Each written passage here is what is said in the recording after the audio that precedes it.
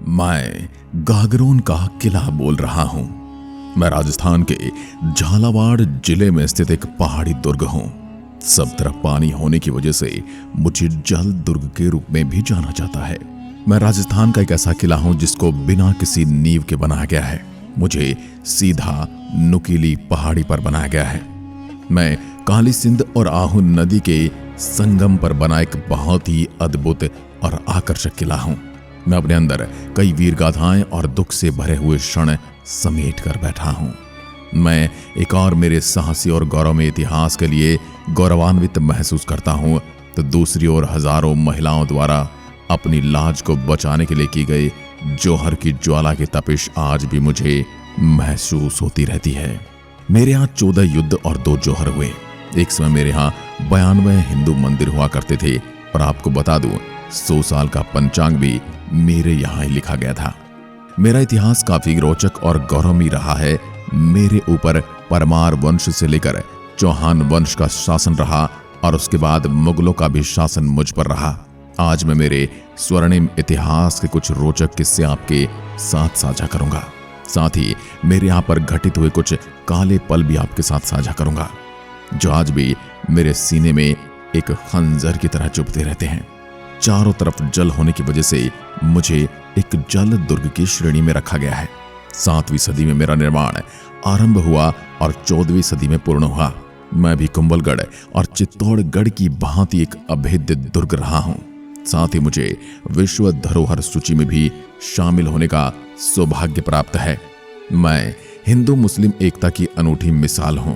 यहाँ पर हिंदू देवी देवताओं के मंदिर भी हैं तथा एक सूफी संत मीठे शाह की दरगाह भी है, जहाँ रमजान के महीने में बड़ा मेला लगता है। 21 जून 2013 को 5 अन्य दुर्गों के साथ ही मुझको भी वर्ल्ड हेरिटेज लिस्ट में शामिल किया गया है। मैं झालावाड़ शहर से 13 किलोमीटर की दूरी पर स्थित हूँ। अब आपको मैं मेरे इतिहास से रूबरू करवाता हूँ। मैं दक्षिण पूर्वी राजस्थान में झालावाड़ से 4 किलोमीटर दूर अरावली पर्वतमाला की सुदृढ़ चट्टान पर काली सिंध और आहू नदियों के संगम पर स्थित हूँ। घने और दुर्गम जंगलों के बीच स्थित होने के कारण मैं चारों ओर एक खाई से घिरा हुआ नजर आता हूँ। मेरे ऊपर पहले परमार राजपूतों की एक ब्रांच डोढ़ा राजपूतों का अधिकार था। मेरा निर्माण डोढ़ा राजपूतों द्वारा ही किया गया था। उनके नाम पर ही मैं डोढ़ागढ़ या घोलेरगढ़ कहलाया।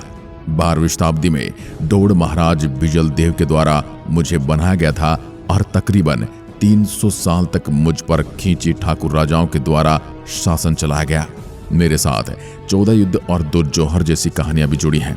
साथ ही मैं एक ऐसा किला हूं जिसके टोटल 3 परकोटे उपलब्ध हैं। आपको बता दें कि सामान्य तौर पर किसी भी किले में 2 ही परकोटे होते हैं, परंतु मुझ में 3 परकोटे हैं। बात उस समय की है जब मुझ पर बिजल देव डोड़ का शासन था और उसी समय चौहानों की एक ब्रांच खींची के राजा देवन सिंह खींची ने 12वीं शताब्दी के उत्तरार्ध में बिजल देव डोड़ को मारकर धूलरगढ़ पर अधिकार कर लिया। उसके बाद से मेरे ऊपर चौहान राजपूतों का अधिकार हो गया और उन्होंने ही मेरा नाम गागरोन रखा। मालवा, गुजरात, मेवाड़ और हाड़ौती का समीपवर्ती किला होने से मेरा बहुत अधिक सामरिक महत्व था। 1300 ईस्वी में खींची शासक जैतसी ने अलाउद्दीन खिलजी के मुझ पर किए गए आक्रमण को विफल कर दिया। चौहान राजवंश में एक बड़े राजा प्रताप सिंह खींची हुए, जो बाद में संत बन जाते हैं और संत पिंपा के नाम से मशहूर हो गए, और वो अपने छोटे भाई अचलदास खींची को अपना राज सौंप कर चले गए। 1423 ईस्वी में मांडू के सुल्तान होशंग शाह ने गागरोन पर आक्रमण किया। तब मेरे यहाँ के शासक अचलदास खींची ने केसरिया किया और वीरगति को प्राप्त हुए और मेरे यहाँ की वीरांगनाओं ने जौहर किया, जिसकी आंख की ज्वाला आज भी मेरी दीवारों को तपिश महसूस कराती है। करीबन 14वीं शताब्दी के मध्य तक मैं एक समर्थ रियासत बन चुका था। इसी कारण से मालवा के मुसलमान घुसपैठिए राजाओं की बुरी नजर मुझ पर पड़ी। होशंग शाह ने 1423 ईस्वी में 30,000 घुड़सवार, 84 हाथी व अनगिनत पैदल सेना, अनेक अमीर राव राजाओं के साथ मुझे घेर लिया। मेरा पानी से चारों ओर से घिरा होने की वजह से होशंग शाह किले में प्रवेश न कर सका और गढ़ के बाहर पड़ाव डाल दिया। मुश्किल के समय पूरे नगर के लोग गागरोन किले में ही शरण लेते थे। यहाँ पानी और अनाज के उचित भंडार थे। इसी वजह से होशंग शाह के आक्रमण के बावजूद कई महीनों तक नगरवासी दुर्ग में सुरक्षित रहे। अंत में होशंग शाह को पता चला कि नदी से एक मार्ग की सहायता से पानी किले में जाता है। किले में ही अनाज की व्यवस्था है, अतः उसने नदी में गाय का मांस डलवा दिया। दूषित पानी और अनाज की कमी के चलते मजबूरन होशंग शाह से सैन्य शक्ति में कमजोर अचलदास को युद्ध के लिए किले से बाहर आना पड़ा। ये हमले में हार निश्चित थी। इस कारण कायरता के साथ मरने से अच्छा राजा अचलदास ने सेना सहित युद्ध करने का सोचा। दुश्मन सेना संख्या में बहुत ज्यादा थी तो हार निश्चित थी, तो सभी ने साका करने का सोचा और सर पर केसरिया बांधकर मेरे यहां से रणबांकुरे दुश्मन सेना पर बिजली की तरह टूट पड़े। इस युद्ध में अचलदास वीरगति को प्राप्त हुए। हालांकि इस युद्ध में दुश्मन सेना के भी कई सैनिक मारे गए थे। राजा अचलदास की हार के बाद मालवा की हजारों स्वाभिमानी महिलाओं ने मुगल सैनिकों के हाथ में आने से अच्छा अपनी जान को निछावर करना समझा और इस प्रकार एक निश्चित दिन सभी महिलाओं ने जौहर कर लिया। इस जौहर में राजपूत महिलाओं के अलावा अन्य जाति की महिलाएं भी शामिल थी। यह मेरे यहाँ का प्रथम साका था। बाद में 1437 ईस्वी में मुझ पर खींची शासक पाल हसनी ने पुनः अधिकार कर लिया। 1444 ईस्वी में मालवा के सुल्तान महमूद खिलजी प्रथम ने एक बार मुझे फिर से अपने अधिकार में लिया। तब किले की महिलाओं ने जौहर किया। ये मेरा दूसरा साका था।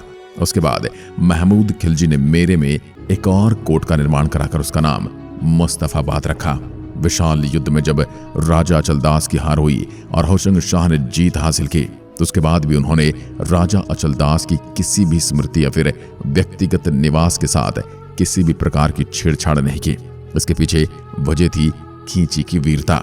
मुस्लिम शासक अचलदास खींची की वीरता से इतने प्रभावित हुए थे कि उन्होंने सैकड़ों साल के लिए पर राज करने के बावजूद भी अचलदास के सोने वाले स्थान में से न तो उनकी पलंग को हटाया और न ही पलंग को नष्ट करने का प्रयास किया। साल 1950 तक अचलदास खींची की पलंग उसी जगह पर मौजूद थी जहां पर जब अचलदास खींची जिंदा थे। हर शाम पलंग पर लगे बिस्तर को साफ किया जाता है।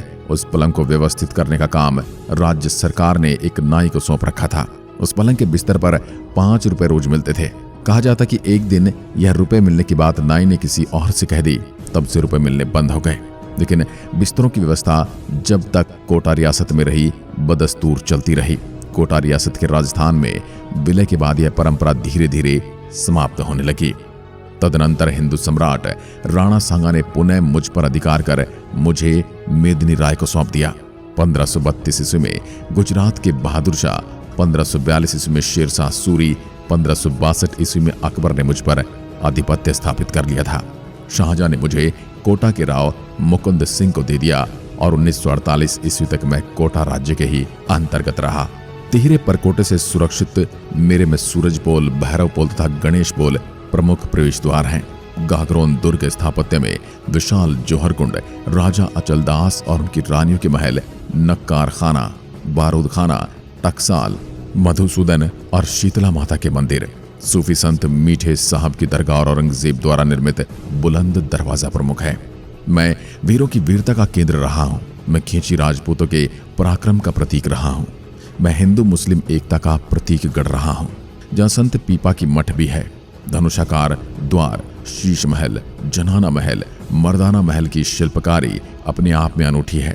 मेरे अंदर अनेक स्मारक, जलाशय, कुएं, भंडारण भी बने हुए हैं। मेरे यहाँ तिहिरा परकोटा बना हुआ है और उसको जालिम सिंह ने बनाया था, जिस वजह से उसको जालिम कोट कहते हैं। अचलदास खींची मेरे यहाँ के पराक्रमी शासक थे।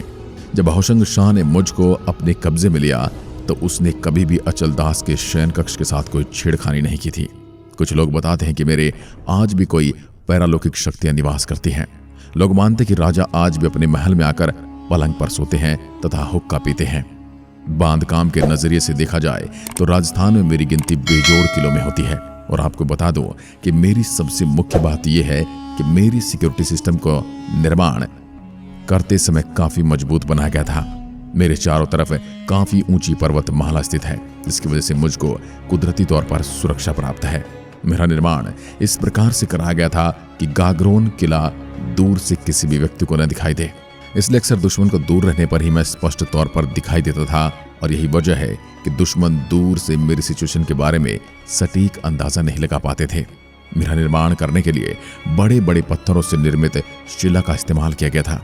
मेरे आसपास में लगातार पानी से भरी रहने वाली खाई भी उपलब्ध है और मेरे अंदर घुमावदार प्रवेश द्वार भी हैं, जिसकी वजह से मेरे सिक्योरिटी सिस्टम को तोड़ना किसी भी दुश्मन के लिए काफी कठिन काम था।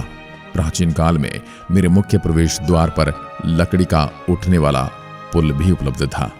मुझ पर मुगल शहंशाह शाहजहां ने भी अपना शासन चलाया था, परंतु आगे चल करके उन्होंने राव मुकुंद सिंह को मुझे सौंप दिया था। बता दो कि राव मुकुंद सिंह कोटा के राजा थे। इस प्रकार शाहजहां के द्वारा राव मुकुंद सिंह को किले का अधिकार सौंपने के बाद किले पर ठाकुरों का अस्तित्व हो गया था। मेरे बारे में यह है कि समय समय पर अलग अलग राजा के द्वारा मेरा निर्माण करवाया गया था और 18वीं शताब्दी आते आते तकरीबन 5 बार मेरे क्षेत्र को विस्तारित किया गया था। अब बात करते हैं आप मुझ तक कैसे पहुंच सकते हैं। उससे पहले मैं आपको बता दूं कि मेरा घूमने का टिकट 50 रुपए है। मेरे यहाँ आने के लिए फ्लाइट, ट्रेन या बस किसी का भी चुनाव कर सकते हैं। मेरे यहाँ का सबसे नजदीकी हवाई अड्डा कोटा हवाई अड्डा है, जो तकरीबन झालावाड़ से सिर्फ 82 किलोमीटर की दूरी पर स्थित है। भारत के मुख्य शहरों से यात्रा करके कोटा हवाई अड्डे आया जा सकता है और कोटा एयरपोर्ट से झालावाड़ के लिए आप कैब, टैक्सी भाड़े पर ले सकते हैं या राजस्थान रोडवेज की बस से यात्रा करके झालावाड़ पहुंचा जा सकता है।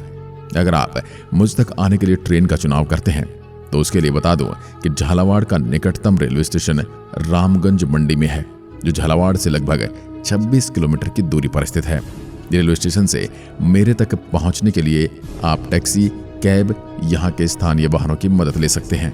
अगर आप सड़क मार्ग से झालावाड़ आना चाहते हैं, राजस्थान के प्रमुख रोडवेज के माध्यम से अन्य प्रमुख शहरों से जुड़ा हुआ है। इस मार्ग पर कई राजनीतिक वाहन और निजी बसें हैं जो झालावाड़ के सभी आसपास के मुख्य शहरों से जोड़ती है। वहां से आप अपनी कार या फिर टैक्सी से आप मुझ तक पहुंच सकते हैं। मेरे यहाँ घूमने का सबसे अच्छे समय की बात करें तो मेरे यहाँ आने के लिए सर्दियों के महीनों के दौरान यानी अक्टूबर, फरवरी का समय सबसे अच्छा समय होता है, क्योंकि इस दौरान मौसम दिन में काफी अच्छा रहता है और रात सर्द होती है। झालावाड़ शुष्क जलवायु के साथ एक बहुत गर्म क्षेत्र में स्थित होने की वजह से गर्मियों के मौसम में यहाँ की यात्रा करना उचित नहीं है। तो जहां तक हो सके मुझे घूमने का प्लान सर्दियों में ही बनाएं। तो दोस्तों, ये थी झालावाड़ के गागरोन किले के बारे में संपूर्ण जानकारी। आपको वीडियो कैसा लगा हमें कमेंट करके जरूर बताएं। साथ ही वीडियो में दिखाई गई जानकारी पसंद आई है तो अपने दोस्तों और रिश्तेदारों के साथ भी साझा करें।